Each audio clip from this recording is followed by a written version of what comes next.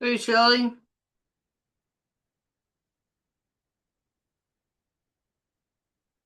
can you hear me? I can. All right, let me turn my volume up a little bit.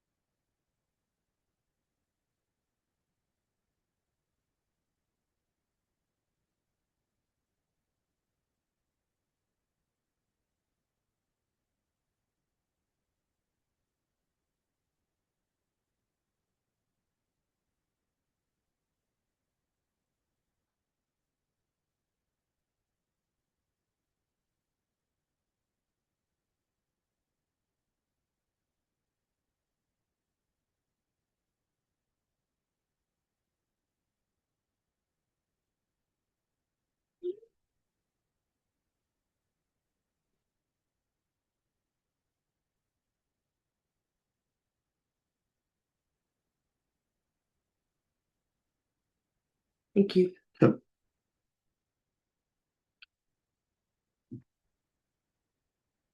Last time I tried doing the class at the office and the signal was weak and I kept losing it, so I'm doing it from home.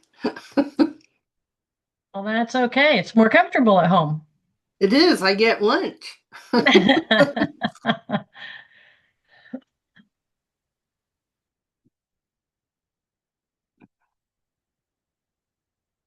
But it's better than losing the signal three times, which I did last time, and I'm not going to do that again.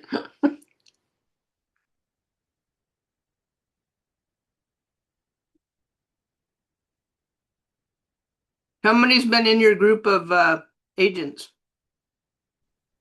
I'm fairly new, but I think last time there were, I think, 6 or 7 of us.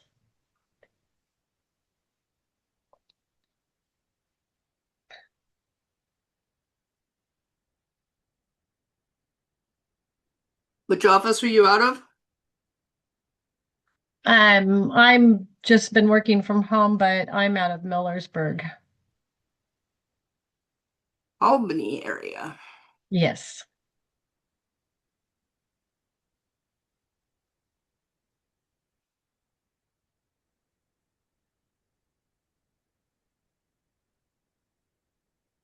Hey, Skylar.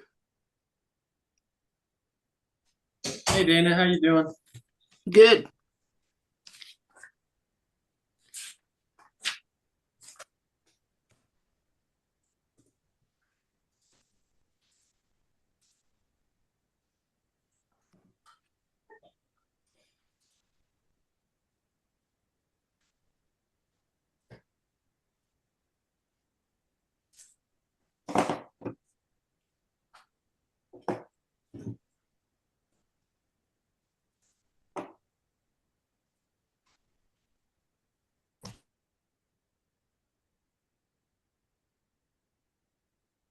Isn't it going?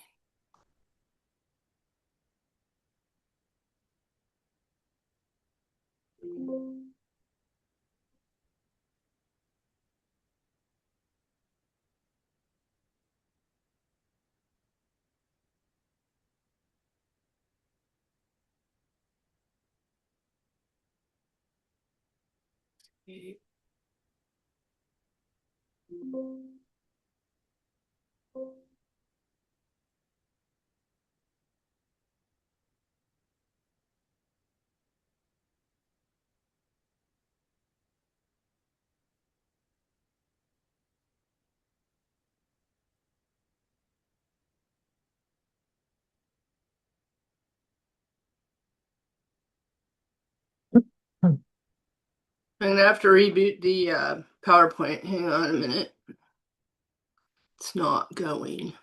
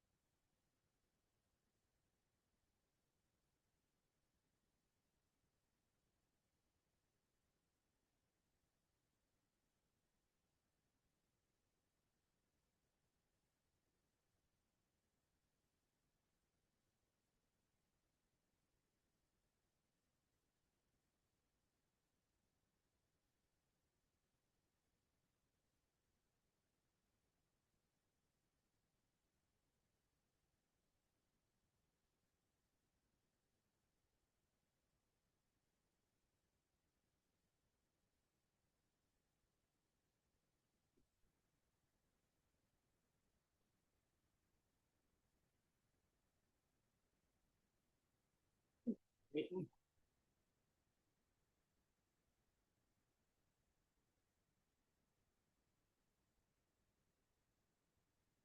you see the PowerPoint?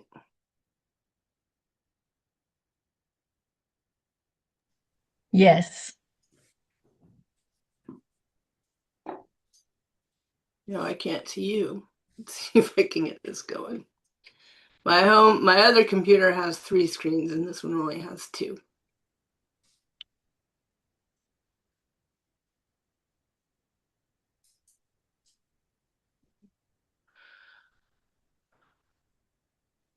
All right, got it.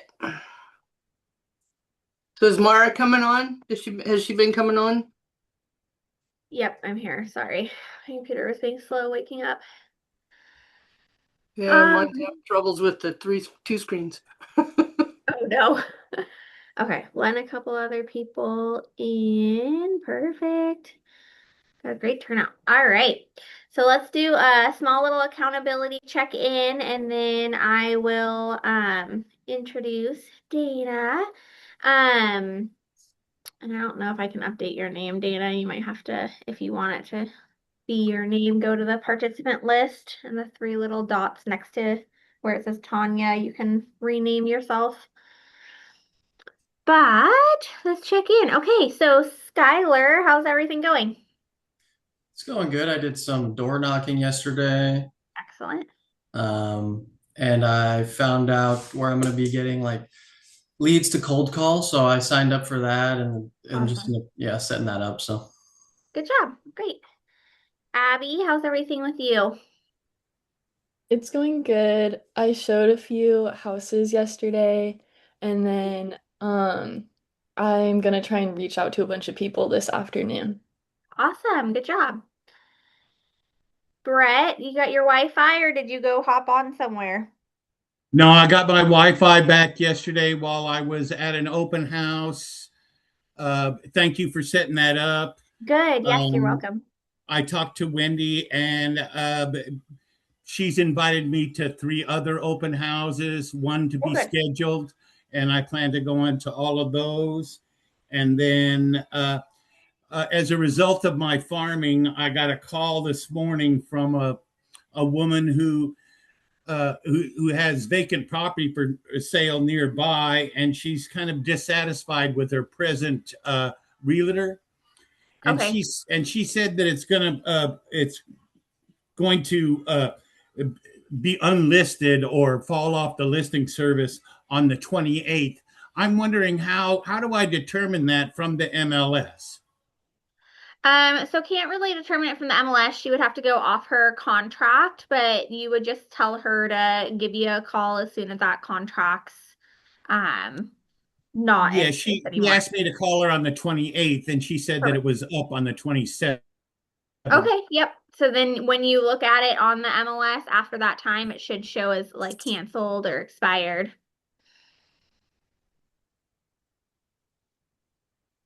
Oh, did you freeze? All right. Who else do we have? Shelly, how's everything going with you? You keeping your head above I'm going to water? Do call you her have on the more? 28th. I Oh, have good job, really low Brett. bandwidth, so I'm turning off my That's camera so I okay. can hear. Okay, no problem. Yeah, I have been watching the oh what is it? I've been watching the 66-day challenge Oh, good. to learn yeah, it's Marty Miller 66-day challenge on YouTube. I've been watching that um just to get a lead on learning that before my orientation. Um and yeah, just still kind of got to get my uh foundation going before I Yep, can start getting going. good job. Awesome. Um, Khadijah, how's everything with you? Everything with me is good. I had a couple of conversations yesterday, not 10. Awesome. Um, and Progress. just keeping up with the recordings. And I did have a question, like how much the workbook intertwines with the recordings. Sometimes I try to follow along, and then sometimes it doesn't seem like it's matching up. So I just want to make sure I'm not missing anything.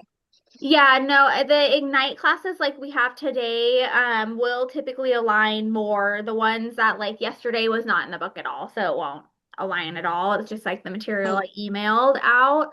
Okay. But then funny note today, I don't know how I did this, and it won't really matter too much given the content, but I switched session 3 and 4. So you guys will be in session 4 today, and then you'll get session 3 next. Okay. I don't know how that happened, but luckily it's pretty independent content, so it's fine. Like that's a first, but whatever. But yeah, so and then some of that I give the instructors a pretty wide berth on making sure that they deliver what they feel like is most valuable too. So sometimes it's instructor dependent. Like some instructors are very by the book and others kind of fly by the seat of their pants, like a lot of entrepreneurs do. As long as you're getting the main like premise of the content, I've given them a bit of freedom because it's their time and their expertise. And honestly, they are living and breathing the industry. So sometimes it's better than what might be by the book. So it'll fluctuate given the instructor too. Awesome. Okay. Thank you for clearing that up. Yep, absolutely. Great questions. Okay, who is listed as owner?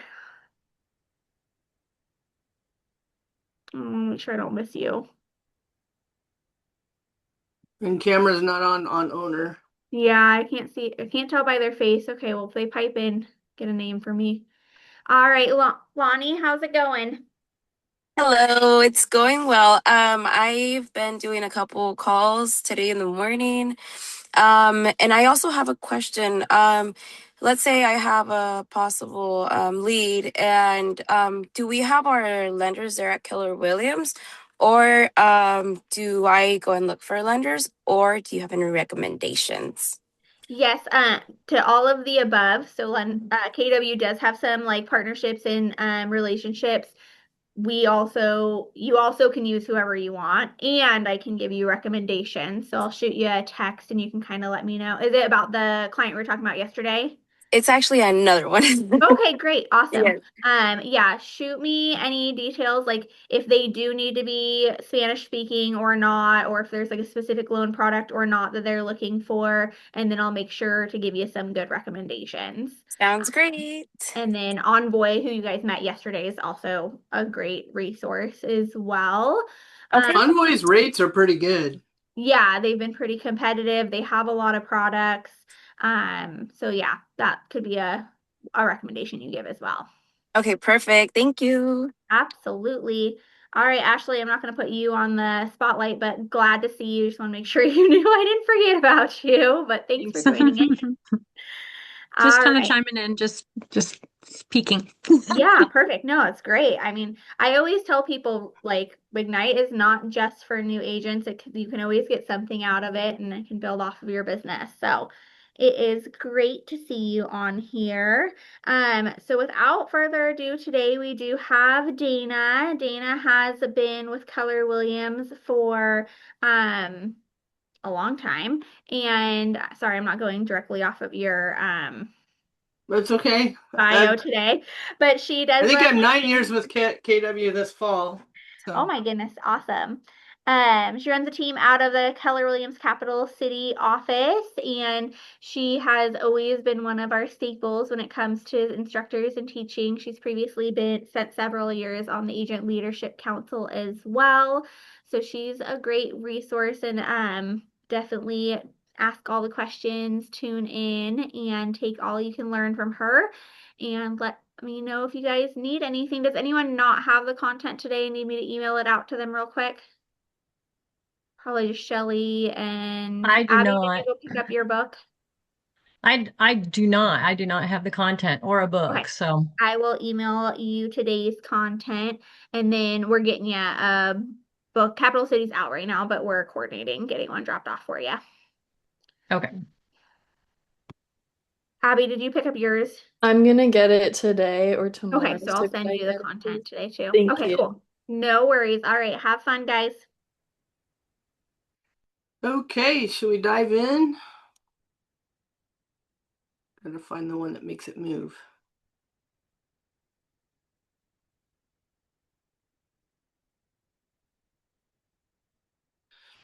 So, not sure what this one is. We're at define your values. So I don't think you have connect with your market done yet, but you should have done spark your career, embrace your job. And we're on define your value. So what matters to buyers and sellers, and we should help you figure out what your meaning of a value proposition is. When somebody hires you, they expect everybody to understand the contracts and to know what they're doing, but your real value proposition is the experience that you bring to the table with you. So I know Skylar was in the military. The military is very disciplined in everything they do and everything they teach. He can use that. Ashley and I are both. Did you sign up for the real estate planner? So anyway, I got my real estate planner certification about a year and a half ago, and I rebranded. So to add all the certifications within that training. And I mean, when I started in real estate, I was an engineer. My dad and my uncle both were realtors, and I used all of that experience to talk about the value that I bring.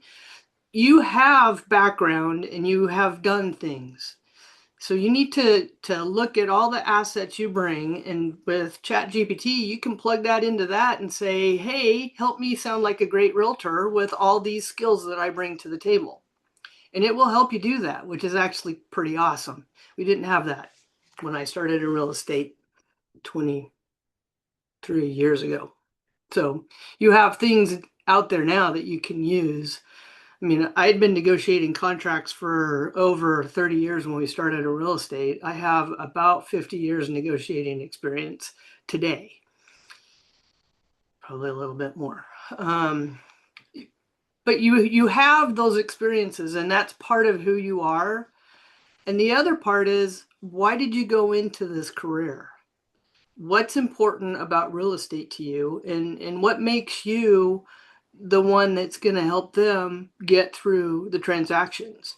And the other piece you have is I'm part of a large corporation. We're one of the largest companies in the world by agent count, and there's not even a close second. I mean, the second one is thousands less than us in agent count. So you have the power of our brand behind you as well. Use it. You don't have a lot of experience personally yet, but you will. And you can use both things in conjunction with the skills that you already have. A value proposition is a unique, memorable, and persuasive statement that expresses the true value of working with you. So one of the things we did when we went into real estate is I kind of made all my value proposition, like especially with buyers, because that's one of the easier things to pick up some now businesses with buyers. And I made our value proposition everything I hated about realtors. They never called you back. They tried to push you into buying the first house. They didn't want to hear what was important to you. And they always tried to push me up to a higher price point because after I got pre-approved, the lender said I could go higher. It didn't matter what I wanted. So our value proposition was that we're never going to push you to a higher price point. We're going to call you back. We have prescribed callback times in my message on my phone. And mine are noon and 4 p.m., 4 to 5. And I've had those times on my phone scheduled out on my calendar for years. Do I beat those times? I do. And most of my clients know that, but they also know that I guarantee that I'll call them back. And that's important to people. They think that we're all just slimy car salesmen. So one of the great things about Keller Williams is they teach you what you need to know.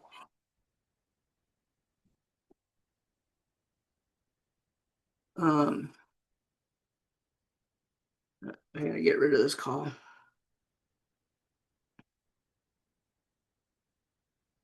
He'll leave me a voice message, but he'll tell him when I call him back. So what we do is we help people find a home. The best thing we can do is ask them a lot of questions about what's important to their home, to them, because it doesn't matter how much we know if we don't listen to what is important to them. So like just before this call, Alan was on the phone with one of our clients, and she's recently divorced, and she's making this decision on her own, and her parents are giving her lots of input. Her dad's an attorney in Florida, and she's a little nervous about doing it on her own because the last time she bought a house, she did it with her husband. And if you're dealing with seniors, you're going to have the same thing. A lot of them did it with their spouse, and their spouse is no longer around. So, or they haven't bought or sold a house in 30 or 40 years, and the pace of buying a house is very different today than it was 30 years ago. So when we're talking about what's important to them, what do they want? What are they looking for? And don't try and push them to a higher price point. If they start asking about questions that are at a higher price point, and they were marginal on where they are for affording that house, you need to go back to their lender and make sure they can qualify that high as well. So make sure you're asking lots of questions and that you listen. And that can be one of your value propositions, is that you listen.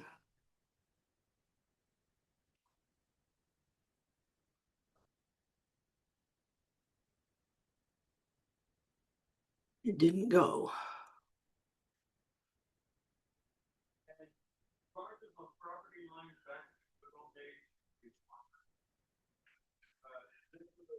It's your value proposition should be unique, memorable, and persuasive statement that expresses the true value of working with you. And it tells them what you'll do for your clients. So we have a lot of different things that we guarantee that we will do, and it's in writing. We give it to them in writing. So all those guarantees I just kind of spattered off to you that I hated about real estate agents, ours are in writing that we will do those things. Even when I list a house, I give them an easy exit ability to get out. They do have to give us time to rectify anything that they think we're not doing, but by the same token, they can fire us at any time. So you need to, and that gives them security that they're not locked into a really long contract with us. And I've never had anybody use it. So, and I've had that for, I don't know, probably 20 years out of the 23 years. So, make sure that as a newer agent, they know that you have people you can call that are going to help you write your contract, review your contract. And I encourage you all to write a bunch of contracts so you're really familiar with the contract. Those of us that have been around for a while, they made a lot of changes this year. I've gone over it four or five times, including all the changes on the listing side and the selling side. So make sure you're familiar with it. Am I familiar with most of the language? I am, but they made some significant changes. You don't see significant changes. It's all new to you. Learn it. And don't wait until you're trying to write an offer for your client to read it for the first time. You need to know the contract. You need to be able to explain the contract to your clients. So be the professional and hold yourself to high standards, because that's really important. Top agents can easily explain the services they will provide to anyone who hires them. And I mean, that's the truth. A value proposition helps your clients understand your value and expertise, and protects your commission and builds strong and trusting relationships. So the lawsuit that happened that separated buyers and sellers having to have their own buyer's agent all the time was that they felt that that commissions weren't negotiable. Now, there are companies that say you will get X amount of percentage commission, period. If you're working for a company like that, you have to follow that. But KW expects you, one, to be more professional so we can share the value that we're giving. And I know Ashley was having trouble with one guy on a 1031 exchange not understanding value, and he wouldn't make a commitment. But when we sat down and started explaining to him how to look and evaluate properties for the 1031 exchange, he saw the value and he signed the contract. So having the expertise and understanding what you're doing is going to make you win over somebody that doesn't know a thing. Didn't mean to share you, but he got it. Yes, I saw it. But it worked, right? I mean, he saw that we had value and nobody else was giving him the value. Yeah, I mean, you keep showing up too. Like if you say you're going to do something, you continue to do so, and always have that follow up set up. Whenever you're going to follow up next time, that will also show your value, because the more you show up like you say you're going to, the more they're like, you always say what you always do what you say you're going to do. You always this and that. Like then they'll start complimenting you, and then you want to write those things down so you remember those. So, you know, having that be part of your value proposition doesn't hurt you at all. And your value proposition can change. Mine's changed. The more, I mean, I've always been a lifelong learner, but I enjoy helping people, and that shows up in everything we do. Some value proposition examples are Airbnb exists to create a world where anyone can belong anywhere, providing healthy travel that is local, authentic, diverse, inclusive, and sustainable. Walmart has everyday low prices, and they're trying to compete with Amazon now because they're trying to deliver daily like Amazon does. So Slack makes it downright pleasant to work together. I'm not sure. I'm not a big fan of Slack. I think it just adds a little complexity I don't need. Grammarly does help you write better.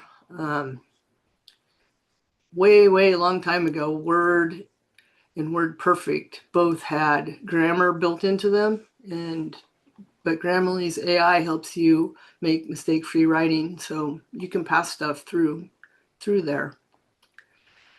QuickBooks, I don't like QuickBooks at all.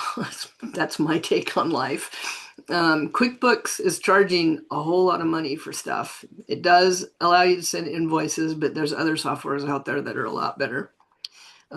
State Farm, here to help life go right. You know all the slogans people have, but when they stand behind it is when it is more of an example of being there. We just had somebody else join. So does anybody have any value propositions that they can think of that they can share?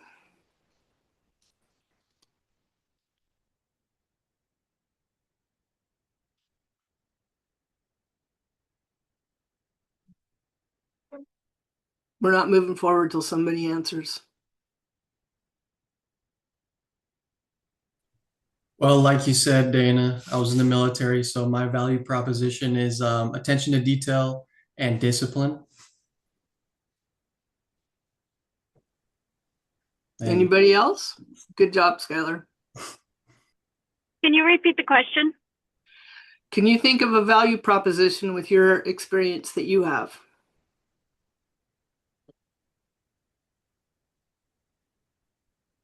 So is this a value to the customer or the client? Pardon? Is this a value to the client? Correct. I would say that I have a lot of value with the Keller Williams, the team support, the Eugene, they give me a lot of support. So I think that with the Keller Williams backing you up, you have a lot. You do. What's your value proposition? Mine, I'm going to say honesty. You I know, would you say hit, that's very high on my list. yeah, you hit on words with honesty, integrity. People can see that when they're talking with with you guys. They can tell that you're speaking from your heart. And I'll guarantee you, people move towards me just because I don't give them a line of bull. Correct. I was in So retail sales for 25 years, and so yeah, customers do like to have not only honesty, but people to have the integrity to show up, call them back, and be timely. Um, yeah, so that would be the value. Yeah, retail sales is hard. I could never do that. But I can run a warehouse really well. You like me to pipe in a little bit here, Dana? Sure. So my name is Ashley Wingett, and I have my fun slogan to go with that, where I tell people, don't just wing it, call wing it, where I provide open communication and I listen to my clients' needs and, help them get to the goals that they want in their real estate life. So as Dana was talking about being a real estate planner, like I'm working towards being that real estate advisor for my clients. So I'm here for life, not just for that 1 or 2 times that you're going to buy or sell a home. The fun thing about this business is, I've only been in it for 23 years. That might seem like a long time to you guys, but I didn't start real estate. I moved here, didn't know a soul, and we went into real estate, and we quickly built a business in this industry in a town where I knew not a soul. And I did that just by being me and talking to people. And so if you be yourself, you're going to get more business. But take the skills, like Shelly, take the skills from retail that you learned, because a lot of times retail people some of them are really pushy, especially in car sales. They want you to buy now, and I'm just looking. If I'm just looking, I'm just looking. So, but some people aren't. I'm an engineer, so I'm a high C. I got to have a lot of data. Look at the people that listen to how they're asking questions and understand where they're coming from. When I'm meeting with a high D, I have to make things a little shorter. But if I'm meeting with engineers, I give them lots of data.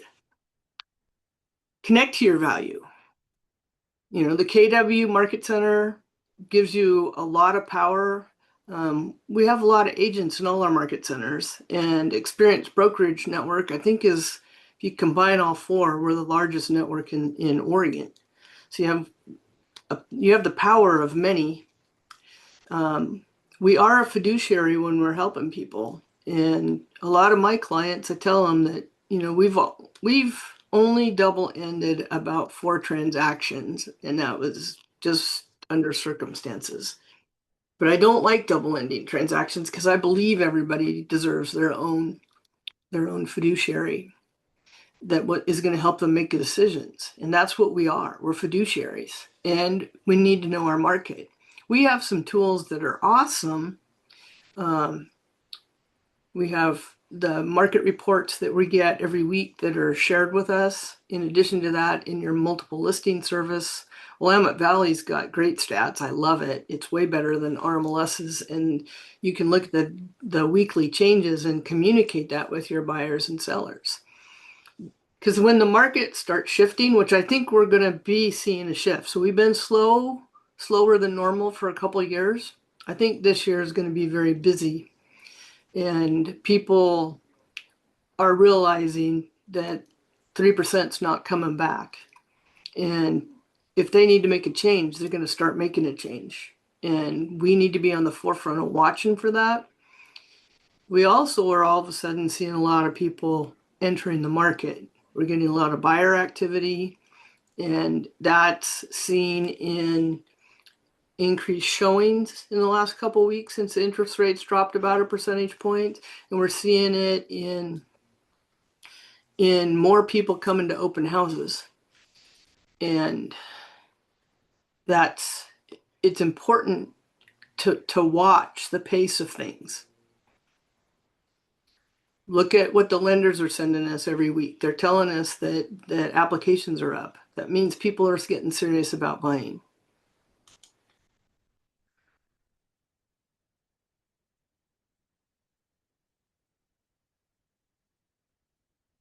I don't know why this isn't moving forward.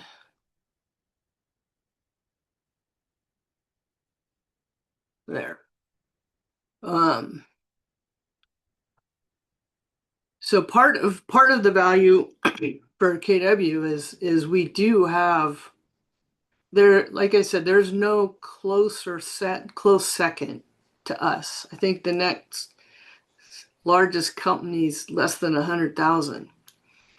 And we can point them to reputable resources and services. If you don't have them, all you got to do is go to your market center network and put something out there. Now, Facebook, you got to give them time to respond. I don't spend my life on Facebook. I spend 10 minutes a day. If it's not there in that 10 minutes I look, I'm not going to see it till the next day because it just sucks time. But if you need something from me, you can text me and I'll get back to you when I'm not with somebody or in the middle of whatever I'm doing. But we're here to help. And that's why some of the more senior agents help teach these classes. Is we're here to help. Any ahas on what we've talked about?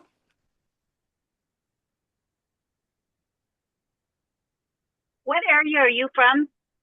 I'm in Salem. Salem. Okay. So right now on this, I don't know where everybody's from on this call, but Skylar and Ashley are in my office.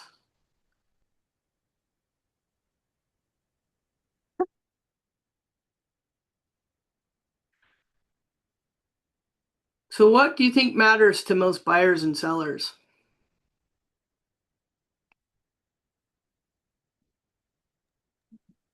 I think price That's what I was just going seems to to be a say. big one. Also communication seems to be big, and just the fact that you're there for them and that you're knowledgeable. So like, that's very true. So like one of the clients we were helping this morning, actually we've been helping her for a couple days. When the house sold last, it has a partially finished basement, and the last agent only included the finished square feet, and the agent that just listed included all the square feet.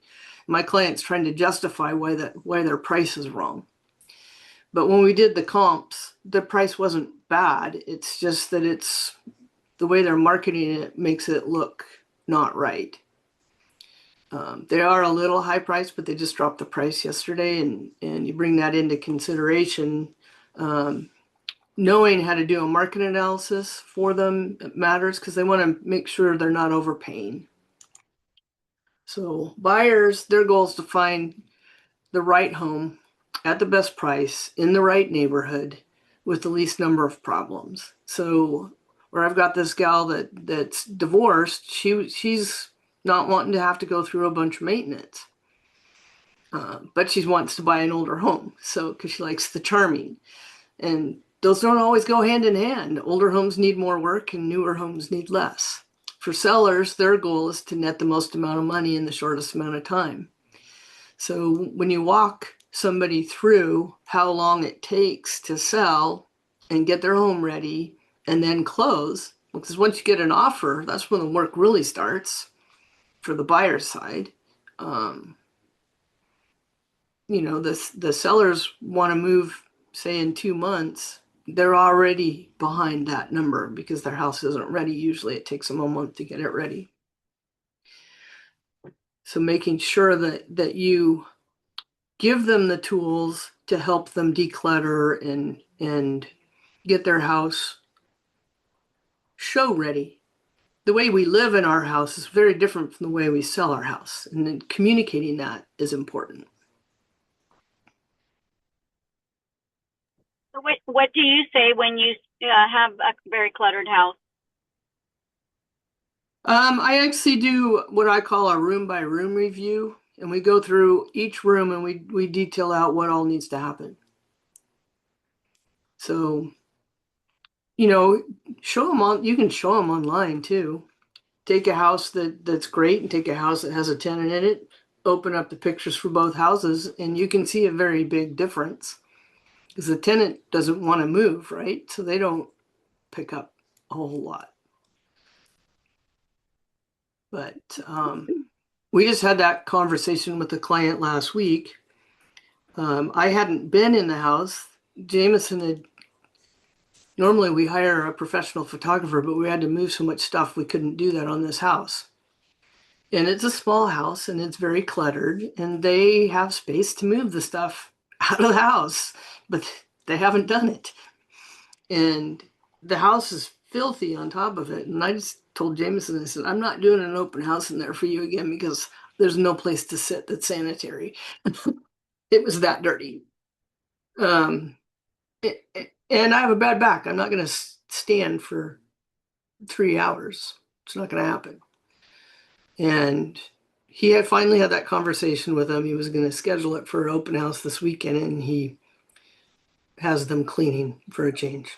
They didn't want to drop the price. I said, either drop the price or make them clean. I don't care which one you do.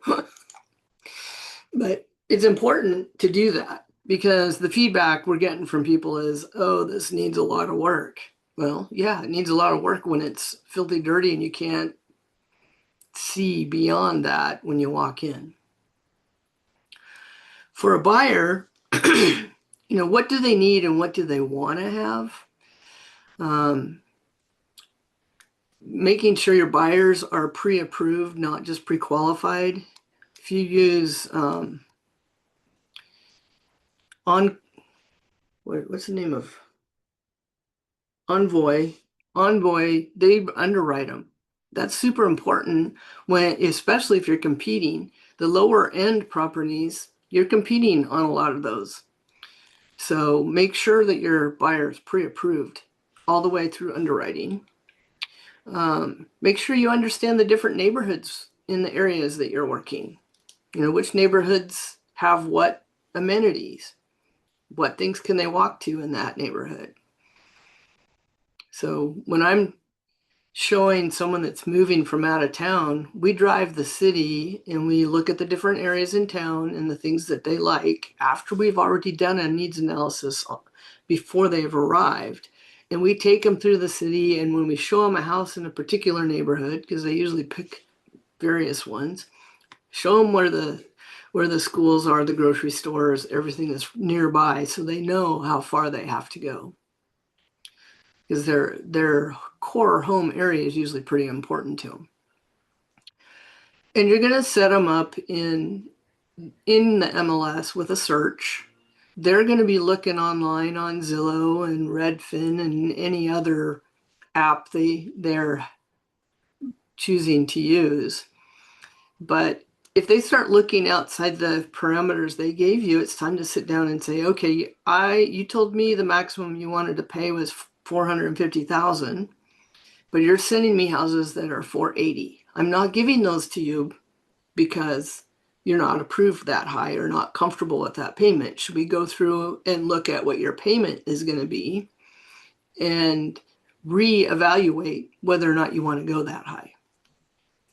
Now, I can tell you that most of the time people are going to go up at least 10,000 over where they're telling you most of the time, but you need to make sure they're comfortable with that payment.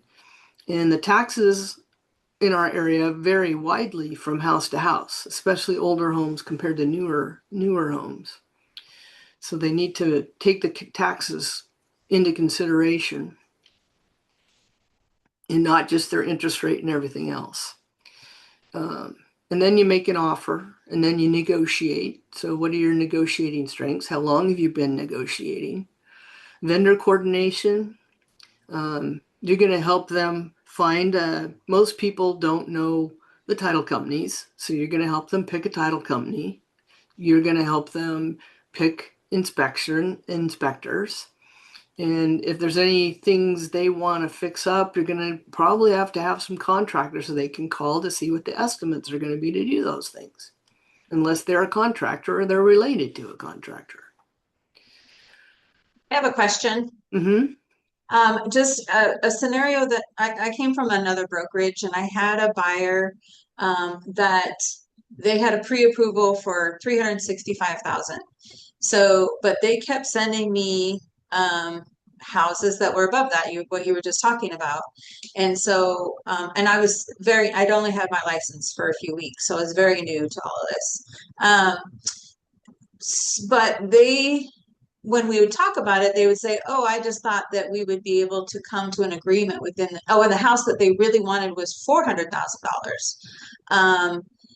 And they were like, "Oh, I thought maybe we could just come to an agreement within the negotiations." And I was like, "That's a really big jump." So if you're having that conversation and they're like, "Oh yeah, we're pre-approved for 365. We really like this house for four something." Like what are the conversations that we're having? And I also want to say that eventually that house, after months of being on the market, actually sold for what they were pre-approved from, but they had moved on and decided they were just going to go rent by that time. So I didn't get any guidance during the time of what kind of conversation I should be having with them about that big gap of pre-approval and the house they specifically wanted a lot. Well, have you looked at where are you located? I'm in Eugene. Okay.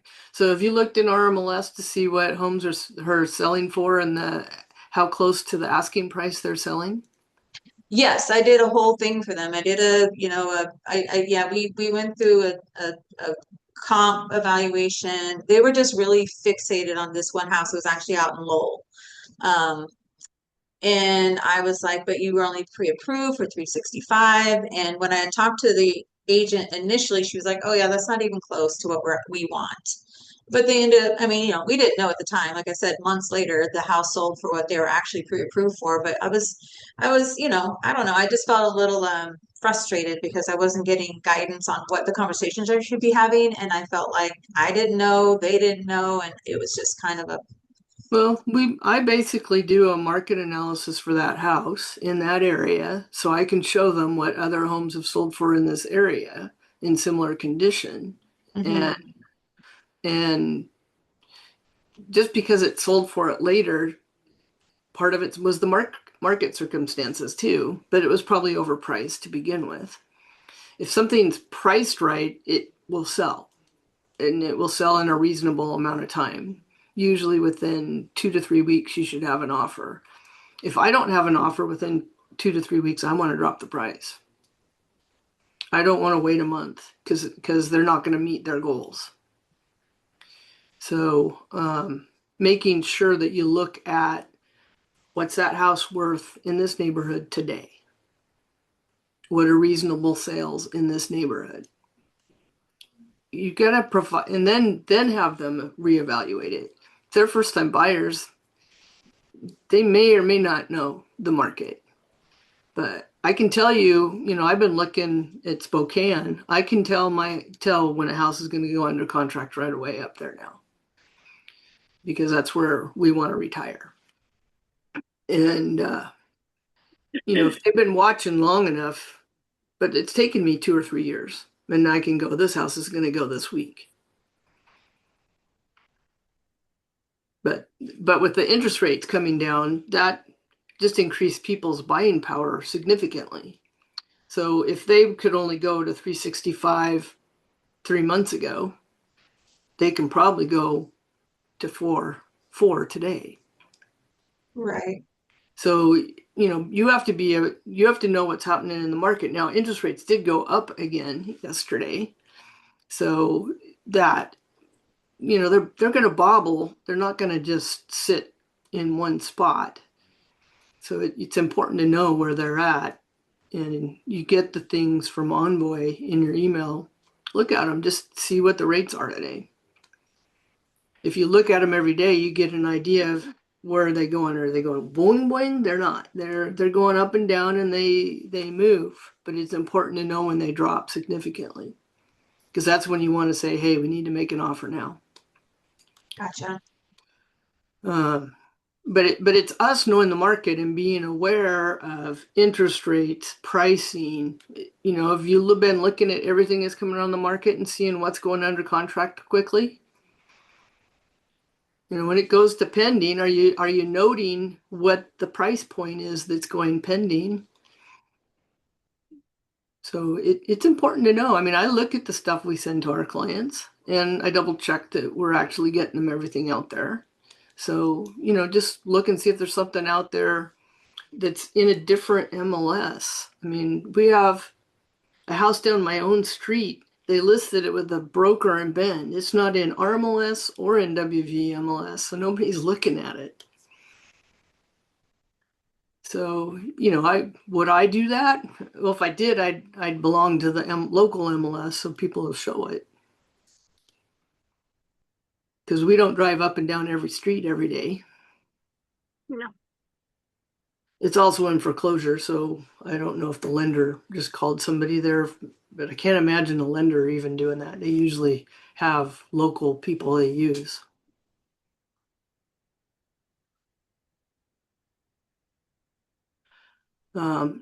The top 10 things that sellers need for their value proposition, a needs analysis. You know, if the house is older, I like to do a pre-inspection. And with some of the new changes to the contract, I'd recommend you do a pre-inspection because you don't, it's cheaper to fix something before you put it on the market than it is to try and get it done in 15 days during the contract after you've negotiated what repairs you're willing to do. So I would recommend getting a pre-listing inspection that at least covers the pest and dry rot items. Those are the big things. Getting a pricing strategy. I mean, when you're looking at how most of the search engines work, they'll give somebody a $25,000 price range to pick for their searches. They don't give them a $10,000 one. So make sure your pricing strategy puts you on the top page. We have more inventory than we've had in several years. So our job is to talk them into pricing it where they're going to get it sold. What is your marketing strategy? What are the things you're going to do?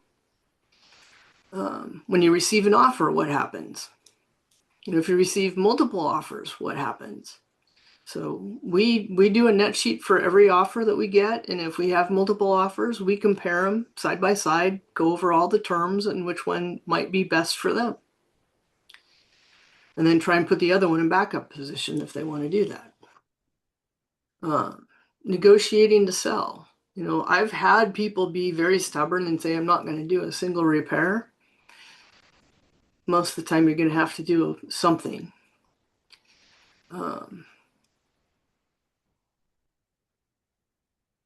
When you're in pre-closing preparation, make sure your sellers are getting their home packed up.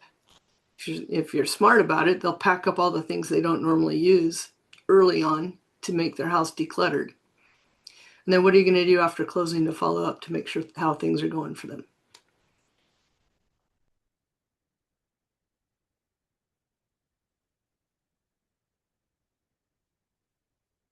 What buyers want most from their agent is they want help finding the right home.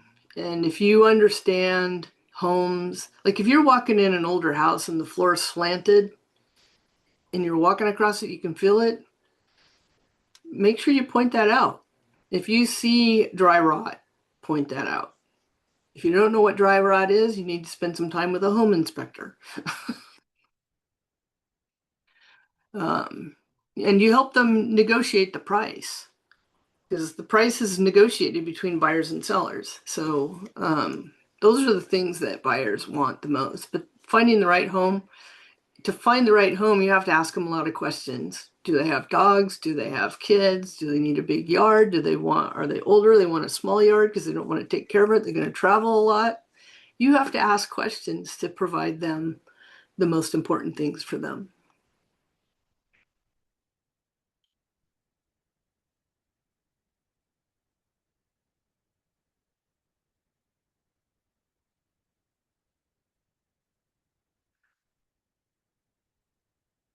the things that people value when they're choosing an agent is trustworthy and honest, your experience, their reputation.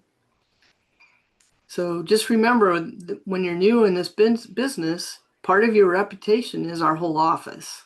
So our whole office we have a good reputation. We have some of the most productive agents in the business compared to other companies.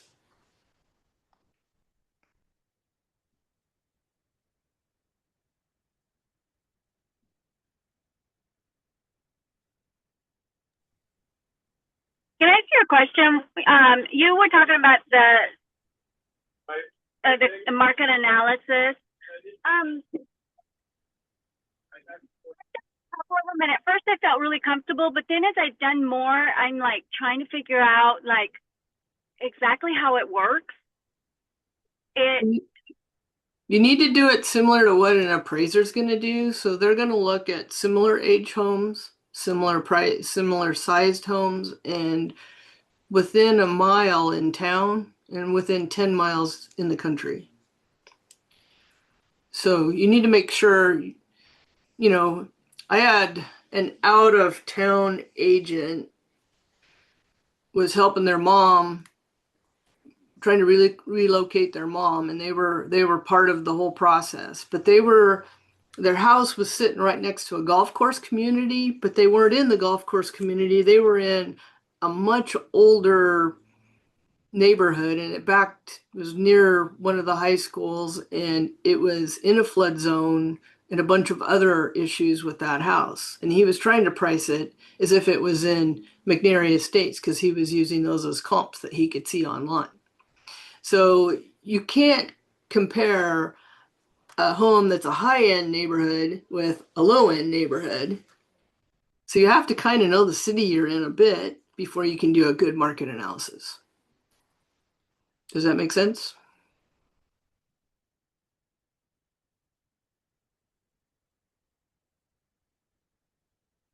I'm assuming by your silence that it does. Sorry. So I apologize. So I'm in my car and somebody came up to me. I apologize. So I usually do a mile or 2 miles, and then like I try to do the 3 months. You may not get enough homes in 3 months in the area, and you don't want to go much more than a mile. That's what appraisers do, is they try to stay close to the house. But you need to make sure you're also looking at what neighborhoods are around there. Do you know where the high-end neighborhoods are? Do you know where the lower-end neighborhoods are? Are you comparing apples to apples? Or are you comparing apples to oranges? Are you doing one-story house and using 2-story comps? Those are apples and oranges. I usually try to do the square footage, the room, and the bathroom, and then whether it's updated or not. Okay, but you need to be similar in age because some of the systems are still going to be older if you're doing older homes. You can't compare an old home to a brand new home. That's true. Okay, so you've got to look at comps that are similar in age, because even the floor plans change dramatically between different age homes. Yeah. So you need to use old homes with old homes, new homes with new homes, homes with basements for homes with basements. Okay? Okay. Well, I guess the one that I'm stumbling with is a very unique custom home, and it's in a little town where the price ranges are like maybe 370 to 425, maybe right in there. But this home is going to be like, she wants 710, and it is a very custom, unique home, and it is 3,400 square foot. And is it on acreage? Yeah, a little bit over. It's 1.64. Okay, so you need to look at homes that are small acreages and try and find some larger homes, which may be a challenge. Yeah. in that case, you would look all around the city. You know, does it have a view? Is it on water? Make sure the comps are similar. You're gonna have to spread out further when it's in the country, not in the city. Could be 10 miles. It could be 15 miles.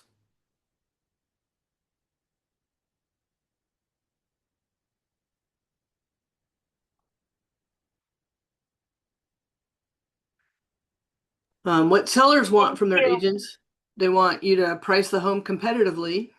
They want sellers to market the homes to potential buyers, and they want you to help us sell the home within the time frame that they want.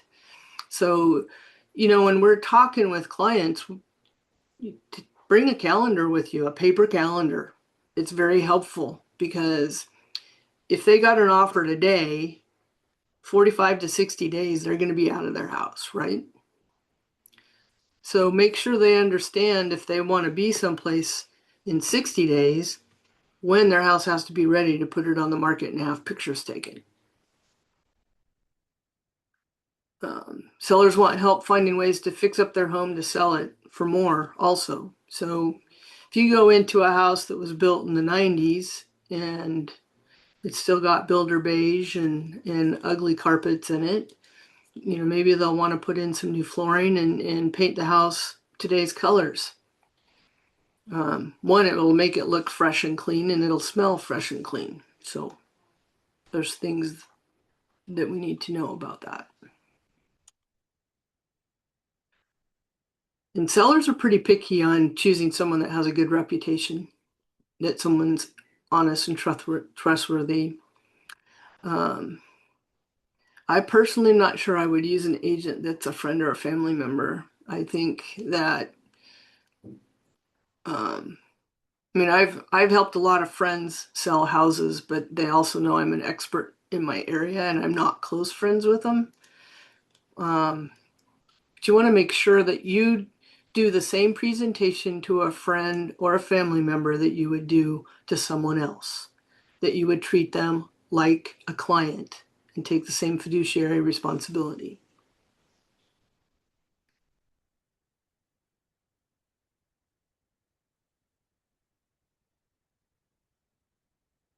I'm sorry, I'm having troubles making this go forward.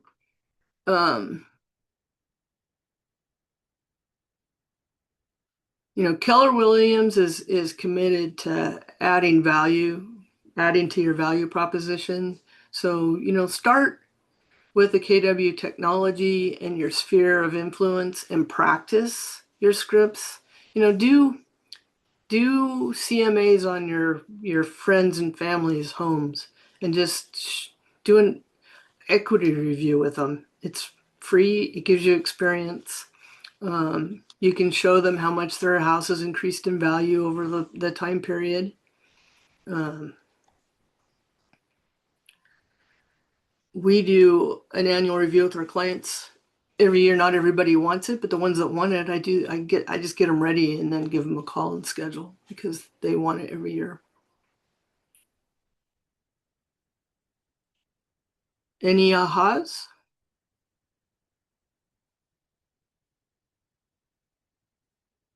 So from where we started to where we are now, what are things that you think you should add to your value proposition?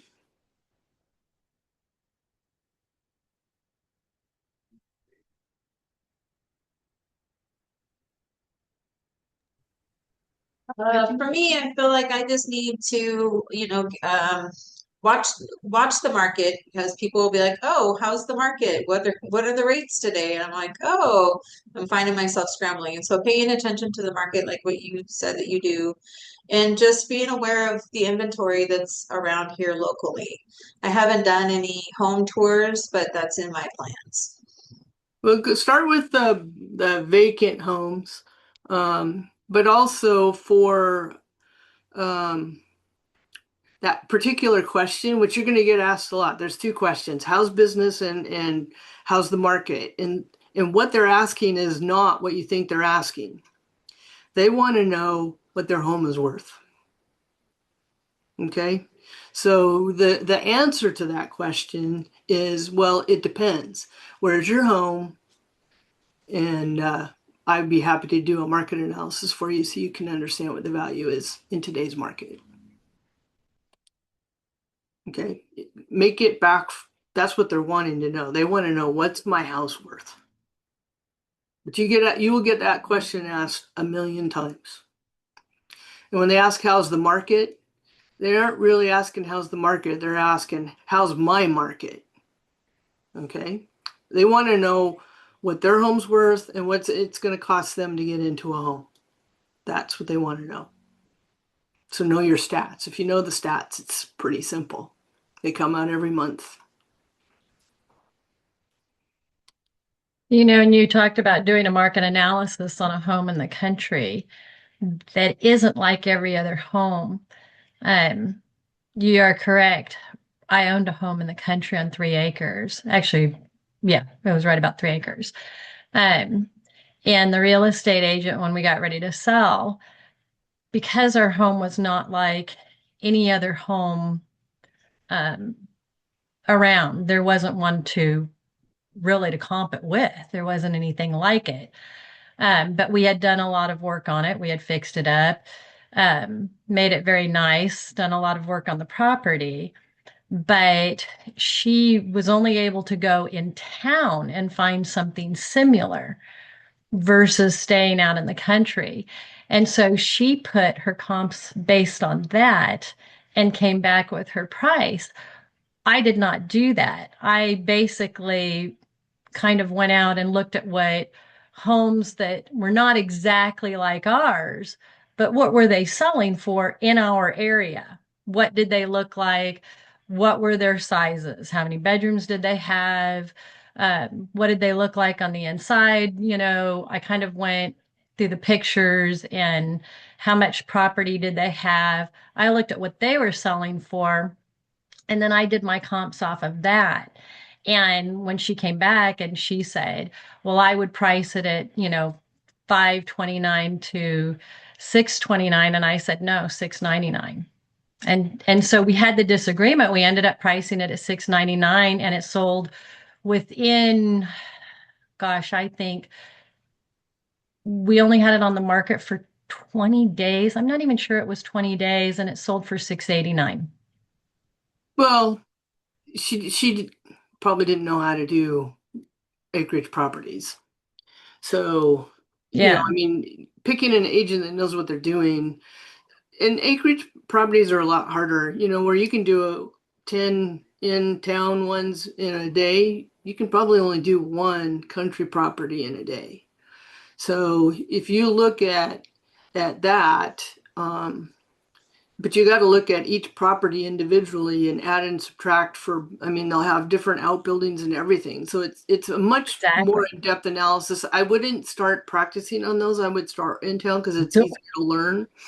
But when I can't find comps, there's another way to do it too, is what's the land worth? What are the outbuildings worth? And what's the house worth? And you add it all together and you will get another comp.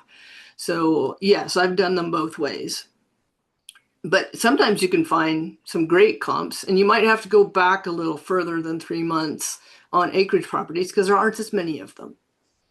In town, there's a lot more sales than there are out of town. And we don't have a ton of sales in the last 3 months. I am going back 6 months. Like when I'm doing one in just a particular high-end neighborhood, I'll go back a year in that neighborhood. I can adjust the price up for the appreciation. That's pretty simple. I know what it is.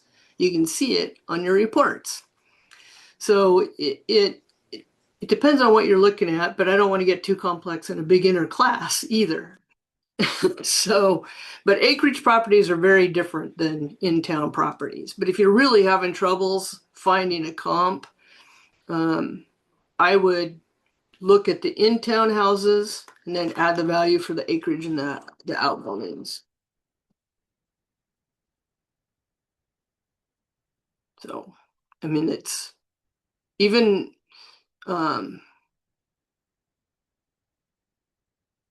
even in-town properties, you got to make sure that you're not comping a high-end property with a low-end property. So like the example I gave where the guy was looking at a golf course community and his was outside the golf course community and much older. So, and not a great neighborhood. It wasn't that great a neighborhood. Yeah, it was 2 blocks from a great neighborhood, but the upkeep in the neighborhood was very different from there to the golf course community that had lots of CCNRs and some high standards. So you got to be careful in what you're doing.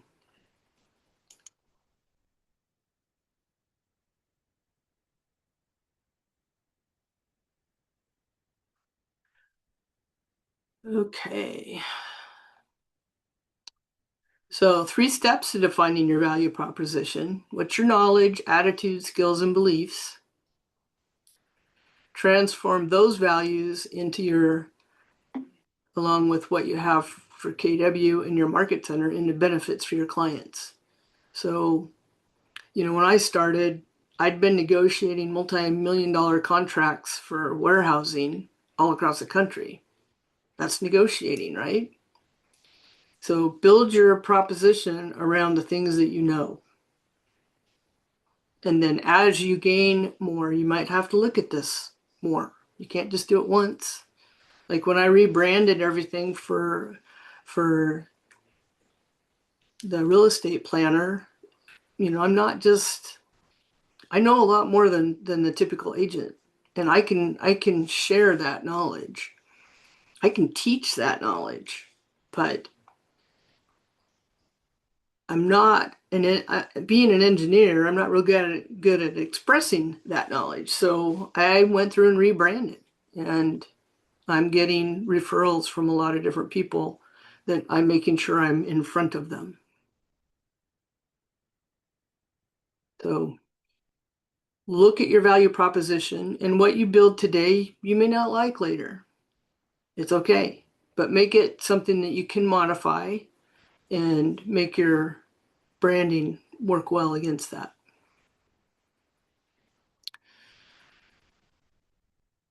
You know, your beliefs probably won't change. Your knowledge and your skills are going to change in this industry. So as long as your beliefs are in a good spot, you can use the company's knowledge to help you build all of your materials. But make sure that your value proposition communicates something from your heart, because people get that. When you're passionate about what you do, they understand that and they can feel it. And when they feel it, then they trust you. With that being said, I got a like some videos that I just accidentally found. I must have missed them from Christmas time. And there was one speaker on there. They call it I think it's coach, bold coaching, or anyways. And one of the guys really, really helped me understand where I want to be with what I want, to how I want my company or my business to be. And he really, really resonated with me, because I always felt like we talk about ourselves when we go to sales, or when we go to a listing, or a buy-in when we first meet the people. And we're always talking about ourselves and what we want and whatnot, or what we can do for them. But this guy turns it around and he wants to ask them more questions.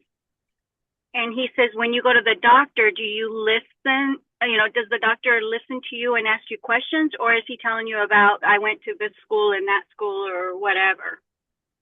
And it really resonated with me. And I kind of, now I just need to sit back and try to kind of take what he said and put it together so that it becomes me and part of me. I ask my clients a lot of questions because it's important to understand what's important to them. Because if you understand what's important to them, and I had one client that the husband was answering all the questions. And so I just went through all my questions with him, and then I turned around and I did it with his wife. He learned some things about his wife So it's important to ask a lot of questions and understand what's important to them, because when things start going sideways in the transaction, if you can keep them grounded to what's important about why they're buying their home or selling their home and buying another home, you can keep them grounded and calm, and they will get things done.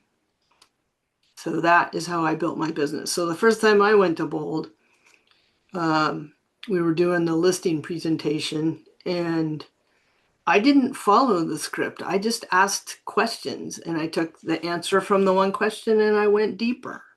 And that's how you get to know your clients well and what's important to them. I've been a member of Buy Referral Only, and they tell us to go 7 levels deep. When you hear them talk about how important it is to pass on their home to their family and their voice starts cracking, you're there. Yeah, I was always taught to go to the negative why. So when you've asked enough questions and then they respond negatively to what you've said, then you've achieved the level that you're after. I was never taught to go to the negative at all. Unless they're just going in circles, then you go, well, what if we don't sell your house? Then what happens? So Are you also maybe meaning going to their pain points? Like if we want to really know their why, there's some teaching in gap selling. There's a book called Gap Selling where they talk about, discovering their why and digging deeper and finding their pain points. Because the reason why they're moving, once they start looking at 10, 20, 30 homes that is available to buy because of how much more inventory we have now, we really need to go back to what are the reasons why they're moving. And sometimes those can be painful things, which maybe could be notated as negative, but I don't know if that may be another way to say that. Yeah, that's probably another way of saying the same thing. Yes, thank you.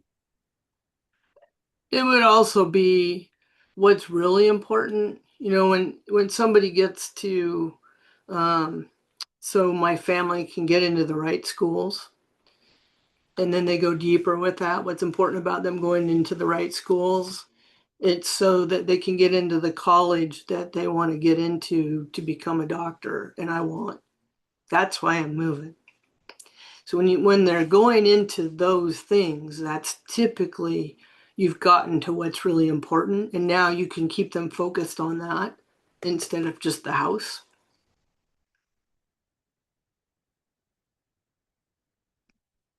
And that's building your skills up. You got to that's a skill, to ask a lot of questions. Transform the value. Pardon? Sorry. I do agree with you. I think it is a talent, and I'm hoping that it can be a trained talent because I definitely need to be trained in that department. Well, I think we all need that training.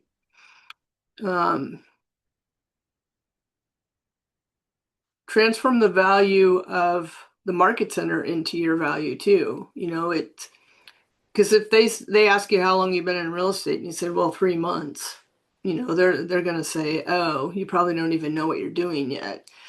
So make sure you explain that we have some of the most productive agents in the area out there, whereas other companies that have a lot of agents, 80-90% of them are not even selling anything. So it's important to use that.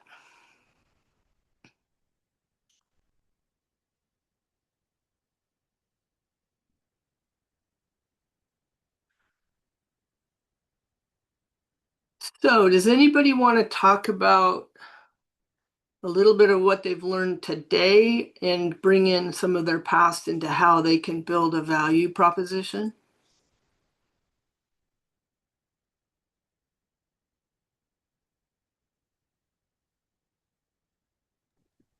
I think, oh, Go ahead. Do you want me to go ahead?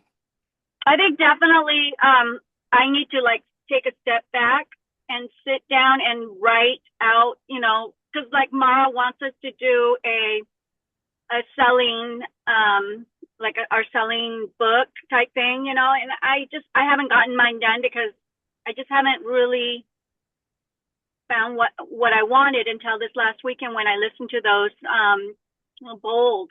Then it started coming together. So I think for me, I need to just sit down and start writing all this down, because I've been listening to everybody for about a year now, and I've gotten all this information, but I haven't learned to apply it.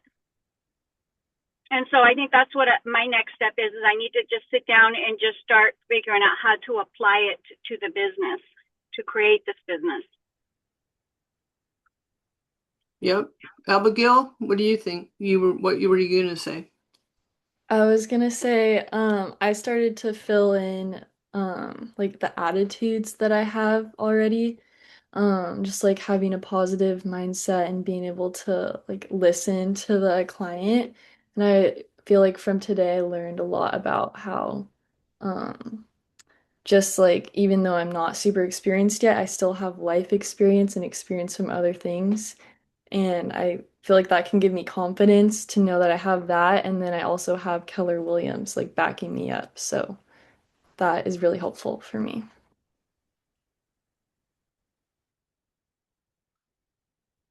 Anyone else? I'll go. I sort of had a UBP from, again, the last brokerage. We sort of worked on it. So I had a little idea of mine, but I haven't finalized it, keep shifting. But what I'd had before, I had to bring it up. I bring a people first, heart-led approach to real estate, backed by industry leading training, innovative technology, and a powerful team of experienced professionals. Real estate isn't just about buying or selling a house, it's about helping people step into a new chapter with clarity, confidence, and support they can trust. That's good. That's a good start.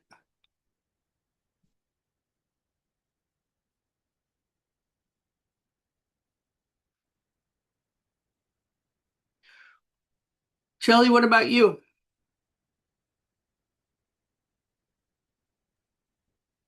Well, I guess mine would have to be that I would just have to take some of my past sales skills and say that um, it would just be, putting people first, honesty, listening skills, and doing my best for my clients and trying to help them achieve their goals in their selling or buying. Um, and yeah, I mean, I've really got to work on it, but Well, I think with your retail background, you have a lot of skills that you can bring forward into real estate. So just, build on what you have, play with Yeah. it a little bit with ChatGPT and see what it helps you come up with. Yeah.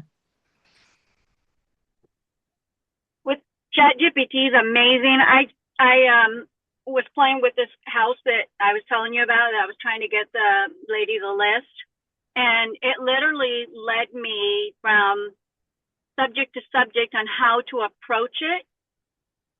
And it actually like gave me, I put in the listing price that she wanted, and then I put in a couple other homes that to kind of see if they agreed with about the same size and lot and land and stuff. And it really did help me. It gave me how to approach the sale and how to do the whole presentation. And I was like, wow, this is really good. It really helped my confidence instead of stumbling. Yeah, you guys can practice with each other too. I mean, it doesn't hurt to practice. If any of you go to Bold, you're going to practice a lot in Bold. So practicing helps.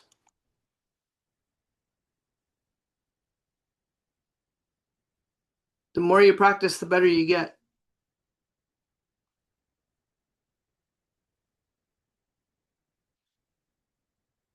All right.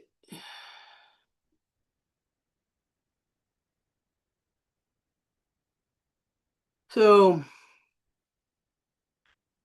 hopefully you got a little something out of here. I don't think we're quite done, but write down some of your big goals and what you really want, what you want your clients to say about you. What's important to you about being in real estate, and how do you think they're going to help you as you move forward? So you already did your accountability for what you did. Make sure you have at least 10 conversations a day with somebody about real estate. Add contacts. Ask if somebody says they don't want to buy or sell. Ask them who they know that just got married or is having a baby and their house isn't big enough. Ask about the life changes. That is a way to find somebody else that you might be able to help. But I'd practice doing market analysis with the people that you know, and ask them how much do they owe on their house, so you can share how much equity they've gained since they bought it, because you can see off the records when they bought it and what price they bought it at. It's a good practice.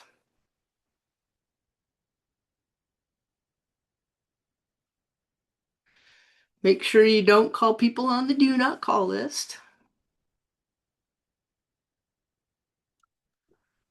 But engage every conversation in the spirit of contribution, and people are happy to be in relationship with you. For the RMLS or the RPR comps? Do I use what? Do you like the RMLS, the way you do the comps and comparisons there? Or do you like the RPR? Because I was trying to learn how to do the RPR just to see how it works differently than the RMLS. Well, in our area, RMLS is not the primary MLS. I happen to belong to both because we're in a pocket where it isn't. So I don't do very many RMLS CMAs. I can do them, but I find them very cumbersome. What I like about RPR is it'll give you ones that were not listed as well. So you can have some sales that you might pick up a few more sales off there.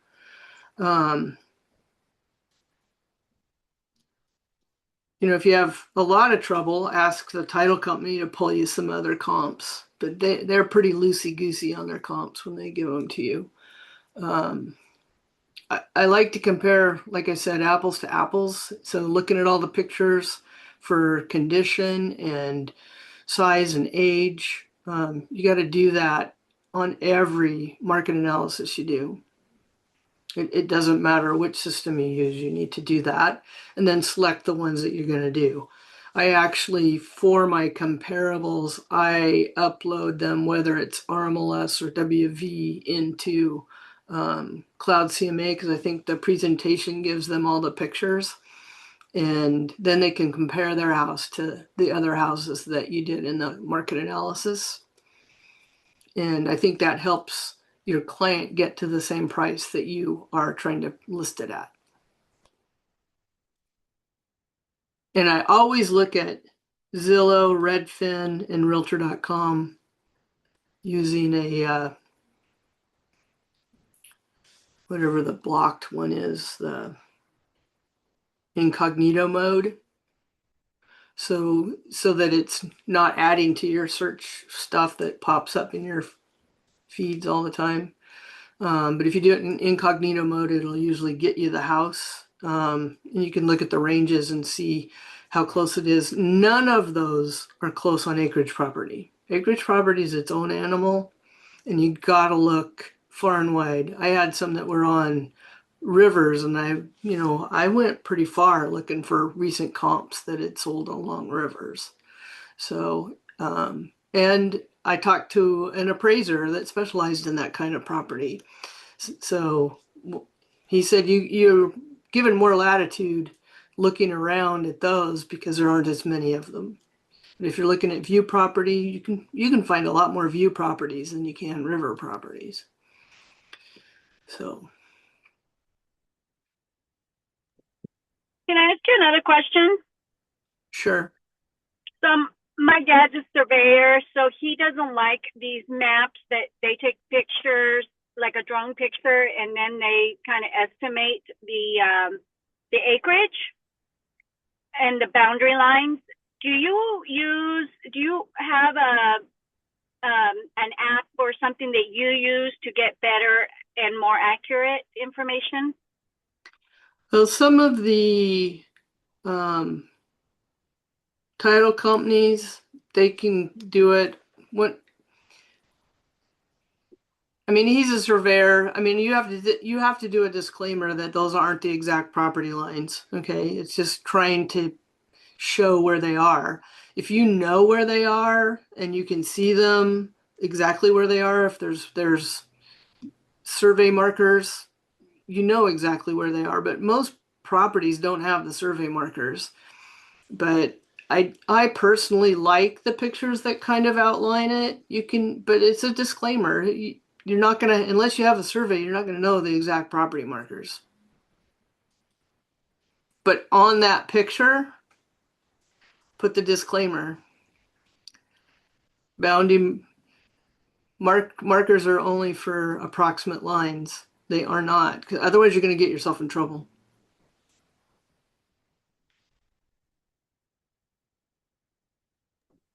Tell you what, it's a good thing you guys do all these trainings because there's a lot of pitfalls to fall into. There are, even if you put fake furniture in a house, say that you put it's AI generated, okay? Don't just do it. And show the empty room also if there's no furniture in there. The ones that are the hardest are the ones that have a lot of clutter in them and a ton of furniture.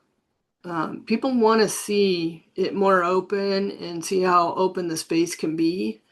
Even if you're staging a room like a master bedroom, get a carpet the size of a king size bed or the size of a queen size bed and stick it in there so they can see that the bed will fit. Your opinion on these pictures where they're stretching everything to make it look bigger? And to me, only because I've recently bought in the last year, and to get to a lot of houses where, you look at a picture and then you get there and it's like, oh, okay, this isn't even close. And, it was really, in my opinion, deceiving on the part of the real estate agent who, did the pictures, and frustrating at the same time as you get there. And then it's like, okay, that's not even close to, when you pull up the pictures and it's like, okay, they really stretched that. I don't know how they do it, but they did. Well, they could have distorted the picture, or they had a wide angle lens and it kind of does that by itself. When somebody walks into a house and they say it looks just like the pictures laid out the house, I feel like I did a good job. So I have a 3D camera and I have used it to create the floor plans, but I like the floor plans in a house with the measurements. And you can, on Willamette Valley MLS, they have Cubicasa for free. And it does a really good job. Even if you're paying for that software, it's not expensive. I think it's $25 for a floor plan, which I had to pay that with my 3D camera in the software.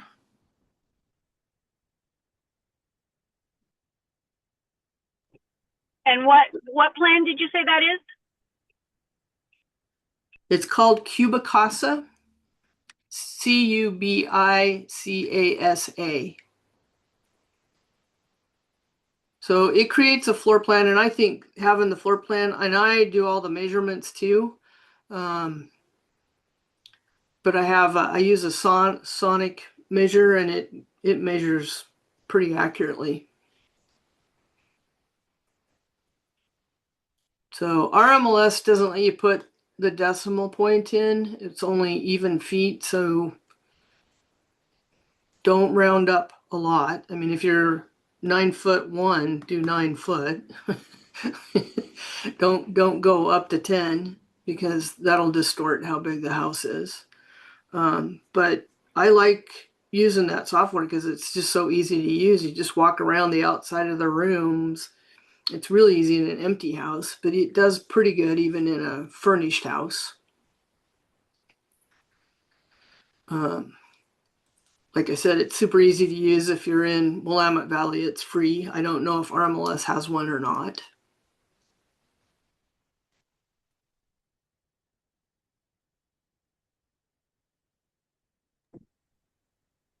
That's another training I got to learn because I haven't looked to see if they have that because I didn't realize it could come with it. Well, just take a class at RMLS and ask them lots of questions.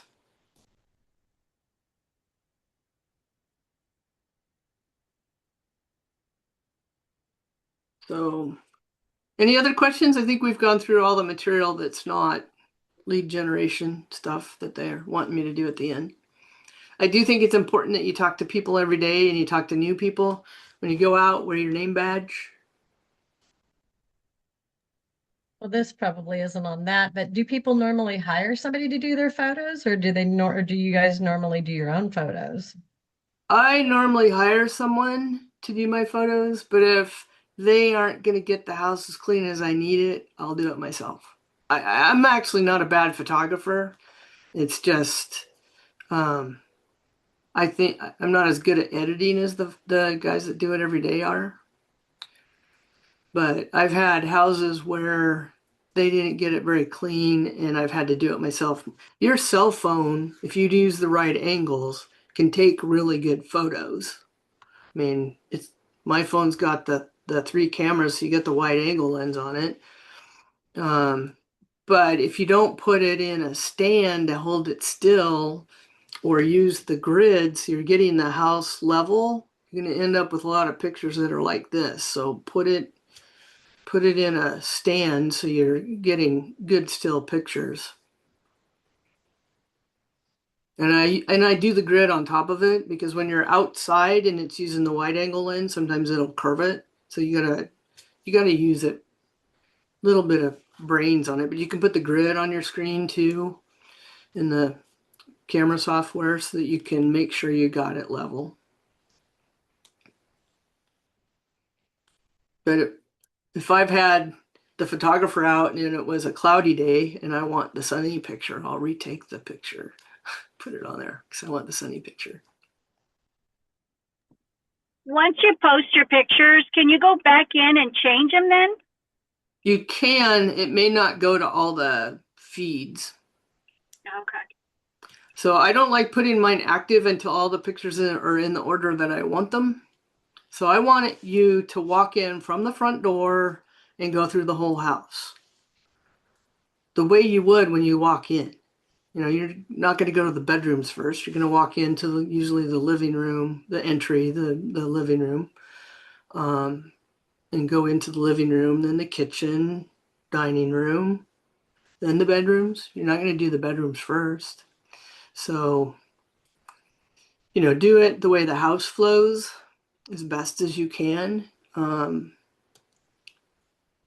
But make sure your pictures are in the order you want. So even when the photographer gives them to me, may not be in the order I want them in the house because they'll do outside and they'll do inside and they do them separate. A lot of them do them separate. I actually go in and I number them. So I start with 001 and then I do 005 so that if I want to move something in between, I can do that. And I name them that number so they're in the order I want to copy and paste them into the MLS. Saves you a lot of time rearranging pictures.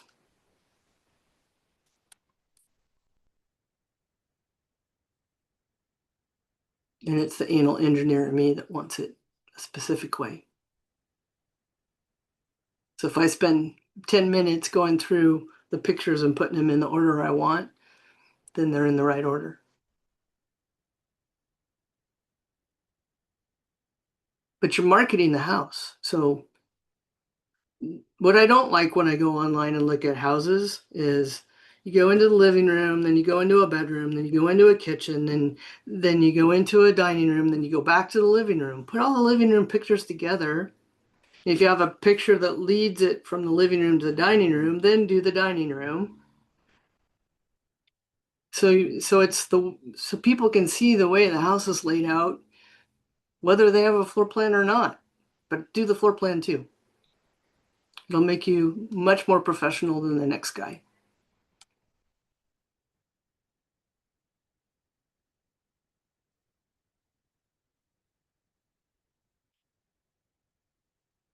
Any other questions?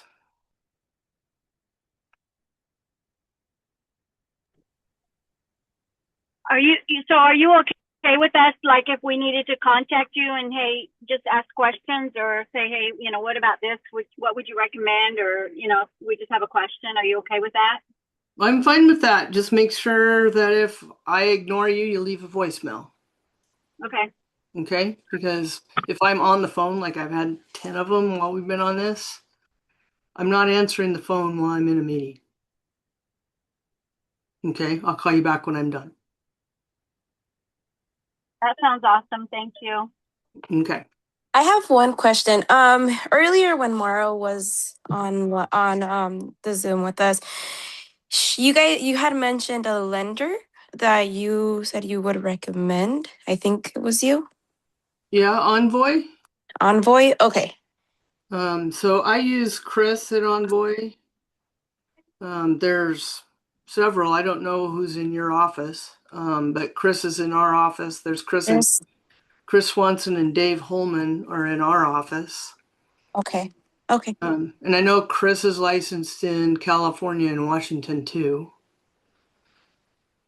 Not that that really matters to you, but if he's used to looking at more than one.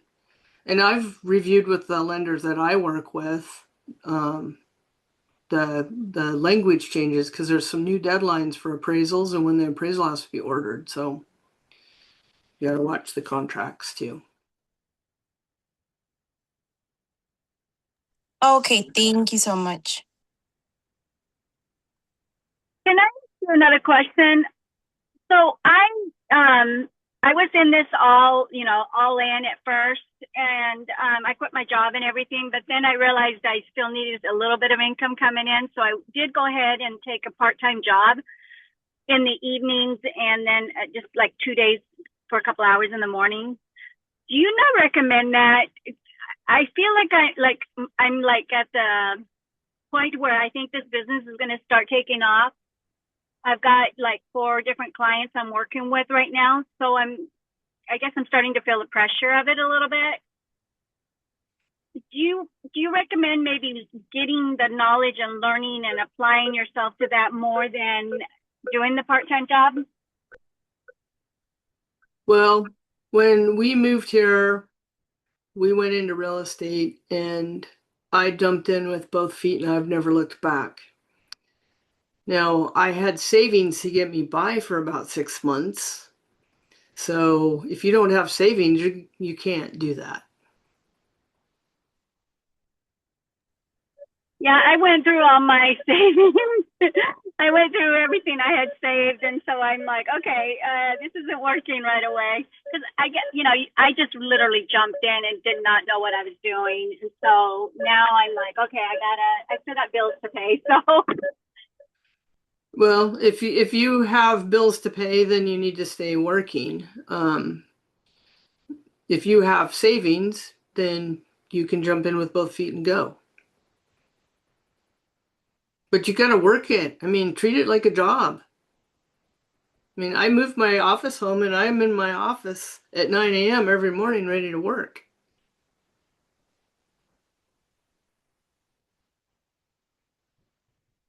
So you gotta treat it like a job. I do. My thing is I probably put a lot of time into it because that's who I am.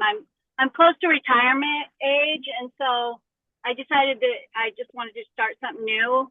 And so I wake up at sometimes like at 1 in the morning, and I go out and I just watch training videos just to try to get further myself. And then sometimes I go crawl back in bed at 4 and then get up at 7.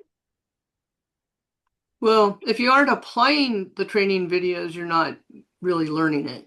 So, See, that's my problem right there. Is I'm not good at knowing how to apply all of this knowledge that I'm learning and setting up a system.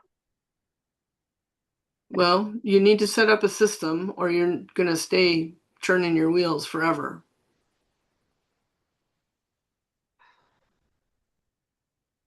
So I would recommend you get a coach that helps you get that way, but you're in Ignite, you've got Mara, use her. Yeah, that's, and that is my big problem is I start things and I don't finish nothing. I'm like, yeah, so I do need to do that. And maybe I need to sit down with her and tell her, okay, this is my failure here. I need to figure it out. If you go watch the Millionaire Real Estate Agent over December, they had some people using AI to help them build systems. Go watch some of those videos and apply it. Don't go to the next video till you do what it said. Okay. I will do that because I mean I'm watching a lot of videos and a lot of stuff, but I'm not. I mean, when I was with, because I started out with a group and I was doing really good. I'd go to the office. I was there by 8 in the morning and I was making a ton of phone calls. But now that I'm no longer with that group, I'm like, oh, okay, I'm fumbling. Well, what the group had you doing things in a particular order for a certain reason, but they already had their system set up. You have to do both. So you have to spend at least, I would put 2 90-minute working on systems, which I belong to by referral only, and they call that remodel time, working on my systems. So put 2 90-minute blocks in your schedule for the week to do that so that you can build the system. So 1 week will be building your proposition, and the next week will be building something else, okay? So that you can get everything done. But if you don't actually do the work, you're never going to get there. Yeah, and that's what I'm afraid of. I mean, like I said, I've got 4 clients that I'm working with, and I'm staying in touch with them, but I'm not going through my sphere. Some of my sphere has gotten left behind. You have to do both. So if you do the DTD2 plan where you call in 2 alphabet letters a week, in a quarter, you've called everybody in your database once. Okay. Okay. So you call 2 letters a week in 13 weeks, you've gotten the whole database. Okay. There's like that systems idea. for that. Read The Millionaire Real Estate Agent. See, I bought it. Have you read it? Not yet. I haven't had time. Okay, start with chapter 1 and do what it says. Yeah, I bought that one and I bought another one that Keller Williams wrote. So I mean, I feel like I'm on the right track for training, but I am not on the right track for just figuring out how to apply it all and take all this knowledge that I've gotten and start putting it to work. I've been fortunate because I've made some sales, so I've been really fortunate in that regard. Okay, well, you have 4 clients. Hopefully you've read the new contract. I have. Tammy Sue's amazing. I love watching her. I've done those trainings too. So yes, I asked her to send them to me because I watch them at night when just before I go to bed. Okay, so, but fill out a contract so you know you're doing it right. Okay. Okay. Thank you. I will do that. All right. If there's nothing else, you guys are free until tomorrow's session, whatever it is. So make sure you get your 10 calls in and follow it up with a handwritten note. It'll get you a long ways. Thank you, Dana. All right. Bye-bye. Bye. Thank you. Bye-bye.